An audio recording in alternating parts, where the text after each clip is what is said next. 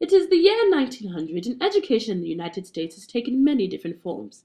Families have many options to choose from when it comes to what type of school they want their child or children to attend, and the competition between them isn't non existent.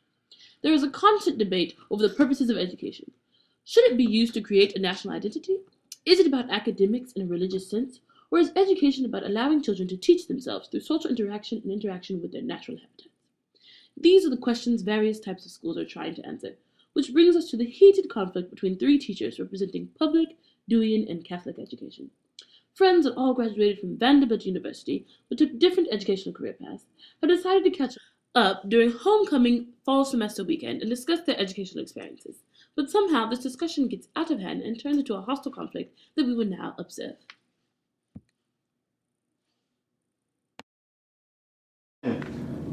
Hi, my name is Miss Davis, and I teach in Tampa, Florida. I teach at a Deweyan school, so I'm going to be representing Deweyan schools in our scene. I am Mr. Nate. I am a math teacher at Montgomery, Alabama. I am the representative for Catholic high schools in this little get-together. Hi, I'm Mr. Carr. I'm a math teacher at a public high school in New York City, and I'm representing our huge public school system in all its glory.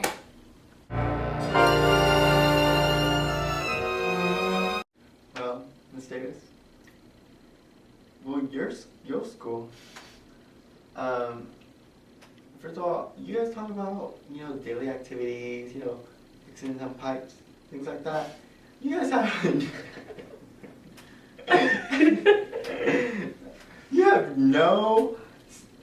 you guys don't even learn about spirituality or any forms of spirituality, like prayer. You have no form of prayer or anything like that, or reflection in your day-to-day.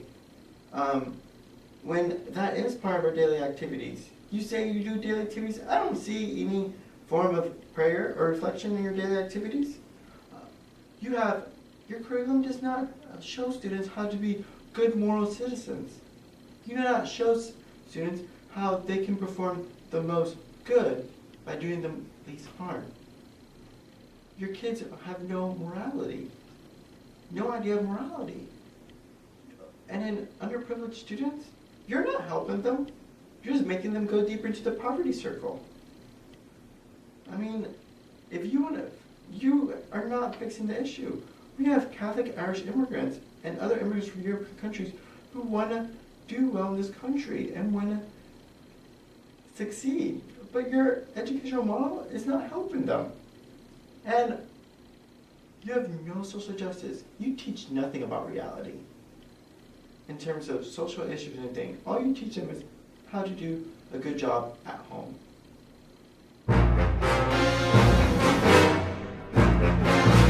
Your school is so dumb because it follows a policy and governmental practice that is used in Rome by the Pope. The Pope is not the president. The Vatican is not America. Your children are learning a policy, a standard, a set of beliefs that aren't practiced in our country. You're teaching them loyalty to a man who sits on a throne in Europe. You're not teaching them about democracy in America. I don't trust Catholics to teach children what is right and what is wrong. They're not using the King James Bible. They don't know what morality is. You want to teach morality, but you're teaching the wrong morality. You're teaching them to be thieves who get carted off to jail because they're thieves and not trustworthy. Neither one of you, really, though I'm pretty worried about your children, work to actively check the health of your children. I don't really trust some children's parents to take care of their children and make sure they're healthy. They're not checking their teeth. They're not checking their Hedford lines, which we need to do in schools, because some people aren't going to do that at home. We need to take care of it. I don't see either one of you working to make sure your children are healthy and taken care of. And you don't use empirically tested methods. You don't use scientifically tested methods because you really don't believe in science, do you? I mean, you don't learn pedagogy. You don't use tested theories that have been proven to work. And finally, you're not teaching your children skills that they need to hold down a job. We're not teaching them what it takes to work in America.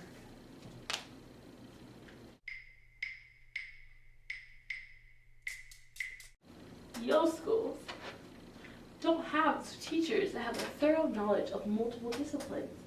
I mean, I wouldn't want to put my kids in your hands because what if they happen to come to you and ask questions about math and you can only tell them about English? Doing an education system, we are very versed in English, math, science, social studies. Any type of things that we would do in regular daily life so that we can teach our kids on a wide range of things. Your schools also seek to normalize everyone into the ideal citizen, when really we should be teaching students based on their learning, based on how they learn. All students do not learn the same, therefore they should all not be taught the same way and be expected to learn the same things and know everything the same way. We're different and we learn in different ways, and that's how students succeed.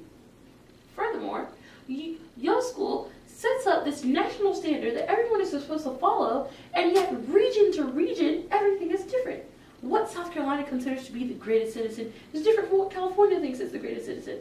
What kind of national standard is that? Also, your school is so focused on creating educated citizens just to improve society, it makes students seem to be a means to an end for you, as opposed to educating students so that they can be an educated part of society as they would like, not just so they can fulfill certain roles. Students are not means to an end. They're all their individual people and should be able to be educated just because of that fact.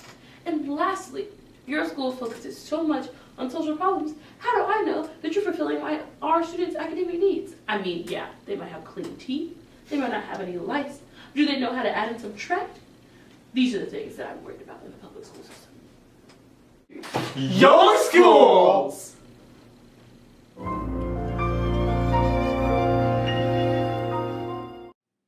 The next day, the teachers meet up again. After having spent a day considering the previous animosities, they expect to enter another verbal battle. They are surprised, however, when they begin to learn that they are not as different as they first thought. So guys, I just wanted to talk to you because I really wanted to apologize for yesterday.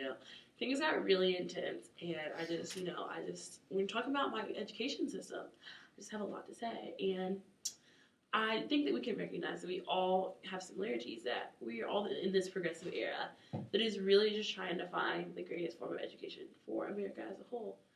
And so, I think that hopefully in the near future, we would have come up with a type of education that we can all agree on. We won't have to have so many different types and butt heads about so much. I apologize also for my sins and for sin inappropriate behavior.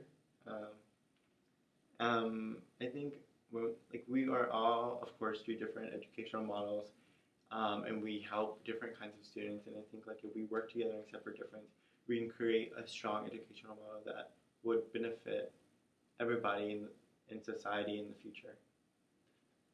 Yeah, I think I speak for all of us when I say we feel very passionately about education, and I apologize for letting my emotions take control of my actions. And I think we all just want what's best for the kids, and we want them to help make the society that we live in a better place for everyone. Nobody, stop. Tug it out. Golden Girls hug. Alright. Careful the things you say, children will listen. Careful the things you do, children will see and learn. Children may not obey, but children will listen. Children will look to you for which way to turn, to learn what to be.